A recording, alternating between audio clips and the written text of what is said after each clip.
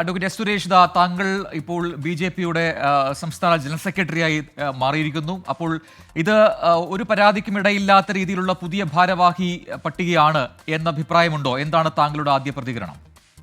തീർച്ചയായിട്ടും ഇത് ഒരു പെർഫോമൻസിന്റെയും അതോടൊപ്പം തന്നെ മെറിറ്റിന്റെയും മികവിന്റെയും ആയിട്ടുള്ള ഒരു ഭാരവാഹി പട്ടികയാണ് ശ്രീ രാജീവ് ചന്ദ്രശേഖർ എപ്പോഴും മുന്നിൽ വയ്ക്കുന്നത്. അങ്ങനെ തന്നെയാണ്. അദ്ദേഹം അത്തരത്തിലുള്ളൊരു ഭാരവാഹി പട്ടികയാണ് ഇപ്പോൾ പ്രഖ്യാപിച്ചിരിക്കുന്നത്.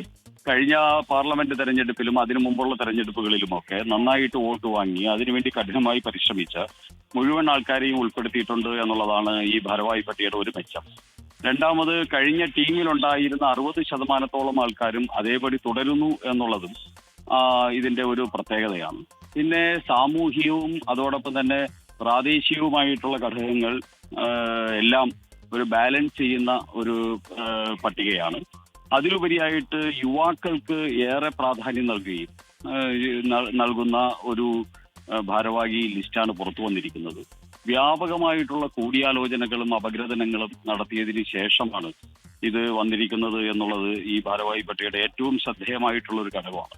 അപ്പോൾ എല്ലാ അർത്ഥത്തിലും ഭാരതീയ ജനതാ പാർട്ടിയുടെ കേരള ചരിത്രത്തിൽ വലിയൊരു മാറ്റത്തിന് ഗുണകരമായിട്ടുള്ള ഒരു പട്ടികയായിട്ട് പൊതുവെ വിലയിരുത്തപ്പെടും എന്നുള്ള കാര്യത്തിൽ യാതൊരു സംശയമില്ല. ഇപ്പോൾ ഓരോ ടേമിലും പുതിയ ഭാരവാഹികളെ പ്രഖ്യാപിക്കുമ്പോൾ അതാത് ആ സമയത്തെ അധ്യക്ഷന്മാർ അവർക്ക് താല്പര്യമുള്ള ആളുകളെ ഈ ഭാരവാഹികളായും നിശ്ചയിക്കുന്നു എന്നൊക്കെയുള്ള ആക്ഷേപങ്ങളുണ്ട്. അത് പല രീതികളിലൊക്കെ പ്രതിഫലിക്കുന്നുണ്ട്. ഇന്നിപ്പോൾ ഏറ്റവും ഒടുവിൽ ഉയർന്നു കേൾക്കുന്നത് ഈ മുരളീധര പക്ഷത്തെ പൂർണ്ണമായും വെട്ടിയൊതുക്കിയാണ് ഈ ഭാരവാഹി പട്ടിക എന്നുള്ളതാണ്. താങ്കൾക്ക് എന്താണ് അത്തരം വിമർശനങ്ങളോടും ആക്ഷേപങ്ങളോടും പറയാനുള്ളത്?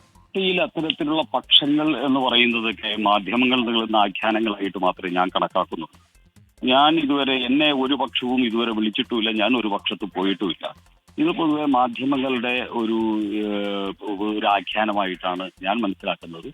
പാർട്ടിയിൽ ഓരോ സമയത്ത് പാർട്ടിയിൽ ശാശ്വതമായിട്ടും ആത്യന്തികമായിട്ടും ഉള്ളത് പാർട്ടി പ്രവർത്തകൻ എന്ന് പറയുന്ന ഒരു പോസ്റ്റാണ്. പാർട്ടിയുടെ മറ്റു ചുമതലകളെല്ലാം തന്നെ 3 വർഷത്തിലൊരിക്കലോ അല്ലെങ്കിൽ ഒരു നിശ്ചയിക്കുന്ന കാലഘട്ടത്തിന് വേണ്ടി മാത്രമുള്ളതാണ്. അത് മാറിക്കൊണ്ടേയിരിക്കും. അത് കുറയാം കൂടാം. പക്ഷേ പാർട്ടി പ്രവർത്തകൻ എന്നുള്ള ചുമതലയാണ് ശാശ്വതമായിട്ടുള്ളത്. അത് മനസ്സിലാക്കുന്ന പ്രവർത്തകരാണ് ഭാരതീയ ജനതാ പാർട്ടിയുടെ ലക്ഷോപലക്ഷം വരുന്ന പ്രവർത്തകർ. അതുകൊണ്ട് ഇത്തരത്തിലുള്ള ചർച്ചകൾക്കും ചിന്തകൾക്കും ഭാരതീയ ജനതാ പാർട്ടിയെ പോലെയുള്ള ഒരു ആദർശാത്മകമായിട്ടുള്ള കേഡർ ബേസ്ഡ് ഓർഗനൈസേഷനിൽ വലിയ പ്രസക്തിയില്ല എന്നുള്ളതാണ് ഇന്ത്യയിൽ മുഴുവനുള്ള ഒരു കീഴ്വഴക്കം. അത് തന്നെയാണ് കേരളത്തിലുള്ള കീഴ്വഴക്കം. അഡ്വക്കേറ്റ് എസ് സുരേഷ്, അങ്ങനെയെങ്കിൽ നിലവിൽ നേരത്തെ അല്ലെങ്കിൽ തൊട്ടു മുൻപുള്ള ടേമിലെ ജനറൽ സെക്രട്ടറിയായ എം ടി രമേശ് വീണ്ടും ജനറൽ സെക്രട്ടറിയാണ്. പക്ഷേ ആ ലിസ്റ്റിലുള്ള രണ്ടുപേരെ കാണുന്നില്ല, പി സുധീർ, സി കൃഷ്ണകുമാർ. അത് ഞാൻ നേരത്തെ സൂചിപ്പിച്ചല്ലോ. 60% ആൾക്കാർ പുതിയ ആൾക്കാരാണ്. പഴയ ആൾക്കാരെ നിലനിർത്തിയിട്ട് 40% ആൾക്കാർ പുതിയ ആൾക്കാരാണ്. പക്ഷേ ഈ രണ്ടുപേരും സുരേന്ദ്രന് വേണ്ടി നന്നായിട്ട് പറയുന്ന അല്ലെങ്കിൽ അവർ സപ്പോർട്ട് ചെയ്യുന്ന അനുകൂലിക്കുന്നവരാണ്. അവരെ ആ ലിസ്റ്റിൽ, അതുകൊണ്ടാണ് ഈ ആക്ഷേപം വരുന്നത്. അവര് സുരേന്ദ്രന് വേണ്ടി വാദിക്കുന്ന ആള് എന്ന അഭിപ്രായം അവർക്കോ എനിക്കോ ശ്രീ കെ സുരേന്ദ്രൻ ഉൾപ്പെടെയുള്ള പാർട്ടിയുടെ നേതാക്കന്മാർക്കോ ഇല്ല. അവരെല്ലാം പാർട്ടിയുടെ കമ്മിറ്റഡ് ആയിട്ടുള്ള പ്രവർത്തകരാണ്. അവര് അതിനു മുമ്പ് പല ചുമതല വഹിച്ചിട്ടുണ്ട്. ഇപ്പം അവർക്ക് സംസ്ഥാന വൈസ് പ്രസിഡന്റ് എന്ന് പറയുന്ന ചുമതലയുണ്ട്. നാളെ ഇതിനേക്കാൾ ഇപ്പൊ ഞാൻ വഹിക്കുന്നതിനേക്കാളോ അവർ മുമ്പ് വഹിച്ചതിനേക്കാൾ വലിയ ചുമതലകളിലേക്ക് പോകും. ഈ പാർട്ടി അങ്ങനെയാണ്.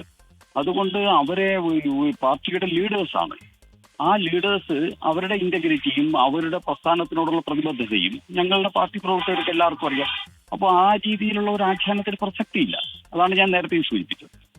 എന്താണ് പുതിയ ടീമിന്റെ മുന്നിലുള്ള ഏറ്റവും പ്രധാനപ്പെട്ട ദൗത്യം, ലക്ഷ്യം? പുതിയ ടീമിന്റെ മുന്നിലുള്ള ദൗത്യവും ലക്ഷ്യം എന്ന് പറയുന്നത് കേരളത്തിൽ ഭാരതീയ ജനത വികസിത കേരളം എന്നുള്ള ഒരു വലിയ സ്വപ്നവുമായിട്ട് ഞങ്ങൾ മുന്നോട്ട് പോകുന്നു. കേരളത്തിൽ ഭാരതീയ ജനതാ പാർട്ടി ഭരിക്കും. ആ ഭരിക്കുന്നതിന് വേണ്ടിയുള്ള ഒരു ലക്ഷ്യവുമായിട്ട് ഞങ്ങൾ മുന്നോട്ട് പോകുന്നു. അതിന്റെ ആദ്യത്തെ പടിയാണ് ഈ 2025 അവസാനം നടക്കുന്ന തദ്ദേശ തെരഞ്ഞെടുപ്പ്. ആ തദ്ദേശ തെരഞ്ഞെടുപ്പോടുകൂടി കേരളത്തിൽ ഭാരതീയ ജനതാ പാർട്ടി സെൻട്രിക് ആയിട്ടുള്ള ഒരു രാഷ്ട്രീയം രൂപാന്തരപ്പെടും. 2026 ജനുവരി പിറക്കുന്നത് ഭാരതീയ ജനതാ പാർട്ടി സെൻട്രിക് ആയിട്ടുള്ള കേരള രാഷ്ട്രീയത്തിലൂടെ ആയിരിക്കും എന്നുള്ള കാര്യത്തിൽ യാതൊരു സംശയവുമില്ല. ഇനി ഞങ്ങളുടെ സംഘടനാ പ്രവർത്തനവും ഞങ്ങളുടെ രാഷ്ട്രീയവും കേരളം സ്വീകരിക്കുന്ന പുതിയൊരു കേരളത്തിലേക്കാണ് ഭാരതീയ ജനതാ പാർട്ടി മുന്നോട്ട് പോകുന്നത്.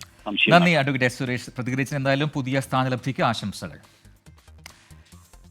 എന്നാൽ ബി.ജെ.പിയുടെ പുതിയ ഭാരവാഹി പട്ടിക പ്രഖ്യാപിച്ചിരിക്കുന്നു. വി മുരളീധരൻ പക്ഷത്തെ പൂർണ്ണമായും വെട്ടിയൊതുക്കിയാണ് പുതിയ ഭാരവാഹികളെ പ്രഖ്യാപിച്ചിരിക്കുന്നത് എന്ന ആക്ഷേപം ഒരു കോണിൽ നിന്നും ഉയർന്നിട്ടുണ്ട്. എന്താണ് തുടർ പ്രതികരണങ്ങൾ, ഏത് രീതിയിലാണ് കെ സുരേന്ദ്രനൊപ്പം തന്നെ വി മുരളീധരനും നീങ്ങുക, അതൊക്കെയാണ് ഇനി രാഷ്ട്രീയ കൗതുകമാകുന്നത്.